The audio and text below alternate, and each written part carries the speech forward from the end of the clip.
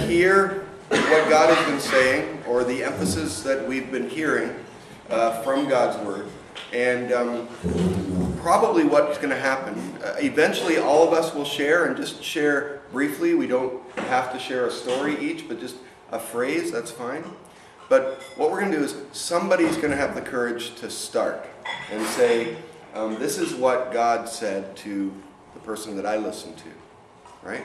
And then somebody else is going to go, that's just like what he said to this person, or that's related to what he said here. And we're going to just kind of bask in the ways and recognize the different ways that God speaks through his one perfect word to community in variety and yet in unity. So who wants to be the brave? We've got a room full of leaders. We've got people that are brave enough to do this. Go ahead, Tina. God spoke to Janet, just a real thankfulness to God for what you are, a chosen people, and confirmation of God's love. Good. And Tina shared that really focused on how God uses us as a conduit to really witness to those around us. Just that allows them to hopefully experience the love of God.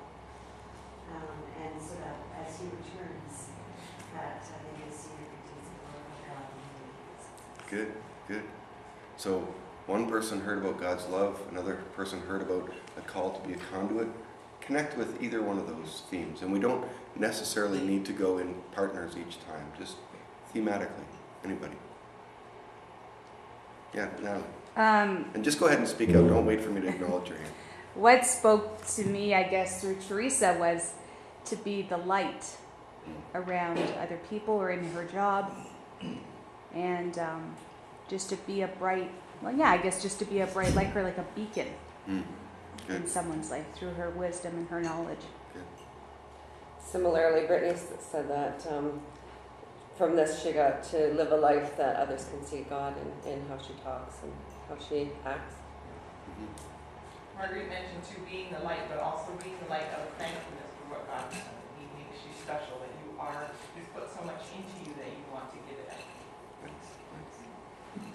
Related to conduit, Christine said she's got a special procession and that she's not her own, but God will use her, and that's liberating. Good. Okay. Elizabeth was said to her was about just being that God chose her, but that He chose her circumstances, He's chosen her here and now, and that He's really in control, and just to kind of rest in that. Thank you. Andrew's comments were that in the course of the day we can run into many people who we disagree with or have disagreements with, and he said it's important that we be kind, particularly to those with whom we disagree. Good. Kevin shared that he heard that we should, no matter what others think, we should show the difference that God makes in our lives. That's a similar thing to what God spoke to Brad, the whole line about living such good lives among the pagans, and he shared how we have the stories of Israel and how they fell short. And we have Jesus Christ, and we have the transformation of the Holy Spirit in our lives. And so what a challenge that is for us, and what a high calling that we have. That same thing about calling was what Holly talked about, that it was just a real calling, that it was specific and real. Andrew, yeah, we both, Barbara and I both dwelt on verse 12, to live such good lives first. And the sentence she came up with, particular to a circumstance she was challenged with, was don't let anyone change your mind when God calls you to do something. Don't let anyone change your mind when God calls you to do something. You hear it this way, friends say, you lost your mind. And he said, well, maybe, but I'm listening. And so I'm not swayed off to that. Good. Others? Andy focused on the part about foreigners and exiles, how it's okay to be unique and different, and that you don't have to be among the world. You can be different and show your light. Right. Good. Yeah, Daryl's were being the chosen people of God. Mhm. Good. Is everybody hearing when it's said at the other end of the room, mostly? We'll just all raise it up just a little bit. Go ahead. Anybody not gone yet? I did not.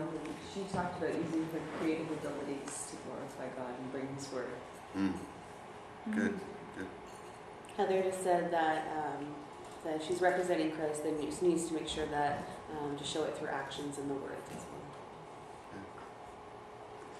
Similarly, with Tina, there was a focus on the last time for work with God. James was reminded that it was God who called us out of darkness. Ken also said that we're a called people. Not, we don't choose, God chooses. Yeah. And Julie mentioned something a little bit different. She focused more on the phrase to abstain from sinful desires, which wage war against your soul. And so when we're having a kind of a battle between the flesh and the spirit, we really need to choose to rest in the Lord. Very good.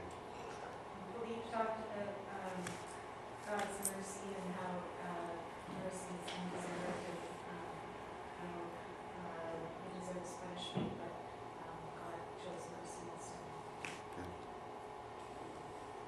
Greg mentioned that, as we spoke to him, was that you had not received mercy, but now you have received mercy. The word possession hit Jerry with the fact she went from the word possession to Lord say when, that she's not her own but belong body and soul, life and death. And that word really hit home for her. Cool. Any others? Amy was talking about the first line as well, about how we're chosen people and just how, we're special to God. God chose us to not get bogged down with negative thoughts and positive and feel like we're loved by Him. Good, good. And Brian talked about again how we're chosen by God, and sometimes that makes us vulnerable to devil's sway.